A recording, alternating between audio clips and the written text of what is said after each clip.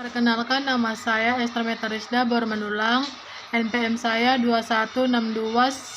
2162104799. Kelas 1A. Dosen pengampu Dr. Anawi SPD MPD, Prodi Pendidikan Sastra Indonesia.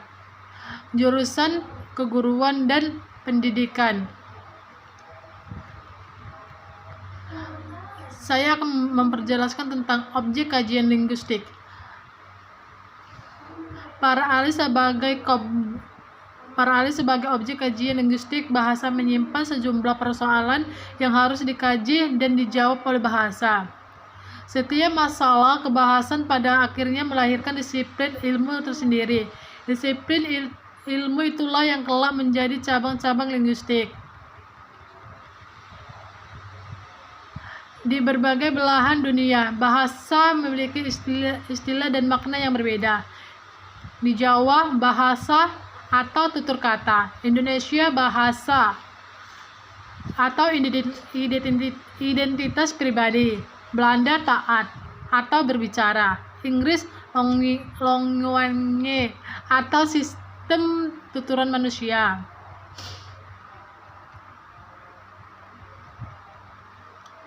Bahasa Indonesia memiliki lebih dari satu makna atau pengertian sehingga seringkali membingungkan. Bahasa Inggris has more than meaning or meaning, so it is often confusing.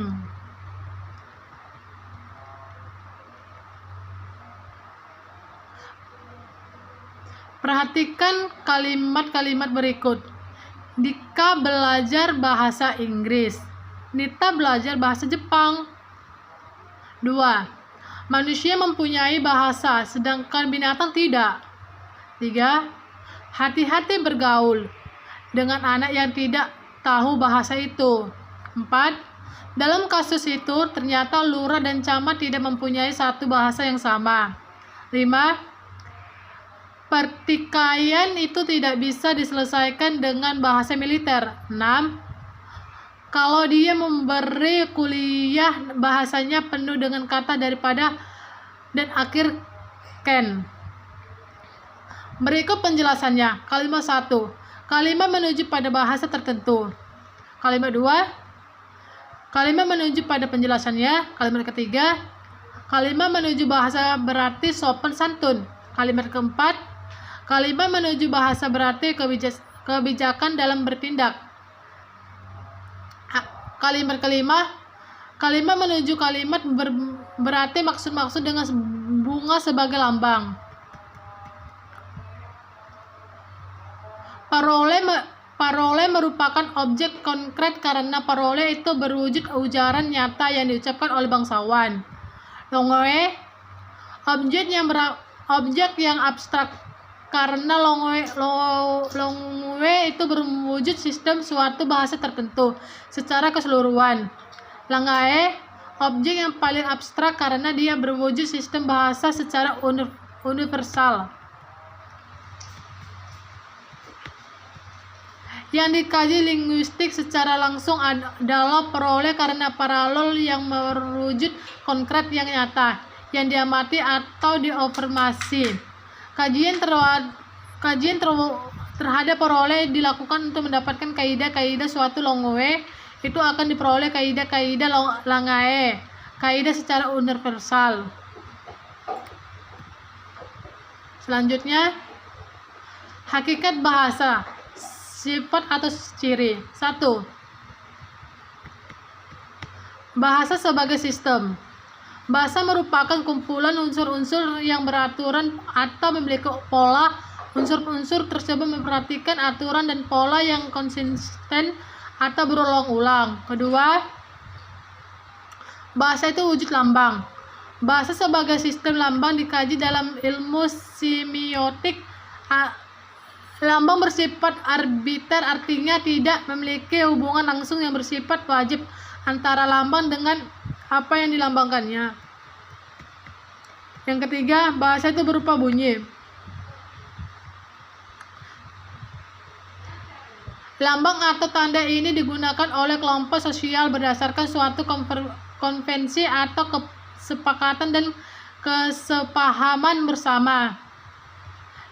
4. Bahasa bersifat arbiter.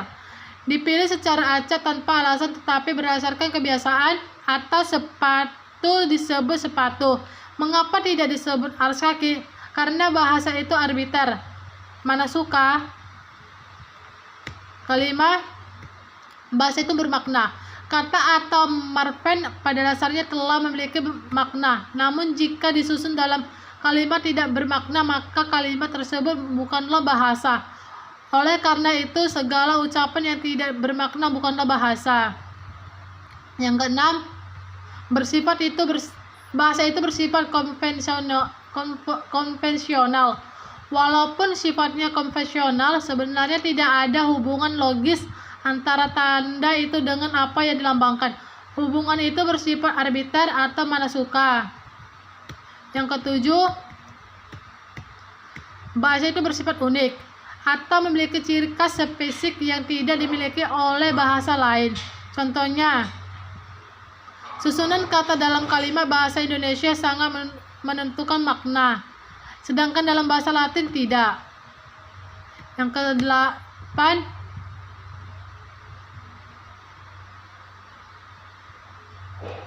bersifat universal. Meskipun unik, bahasa tetap memiliki ciri sama yang dimiliki oleh karena bahasa di dunia. Misalnya, setiap bahasa memiliki kata-kata kategori nominal, verbal, adjektival, adverbia. Setiap bahasa juga memiliki unsur konsonan dan vokal. Yang ke-9, bahasa itu bersifat produktif. Artinya, bahasa banyak menghasilkan unsur-unsur yang tidak terbatas jumlahnya. Contohnya, dari beberapa huruf akan tercipta banyak kata yang berbeda. Dari beberapa kata akan tercipta banyak kalimat yang berbeda. Cukup sekian dan terima kasih.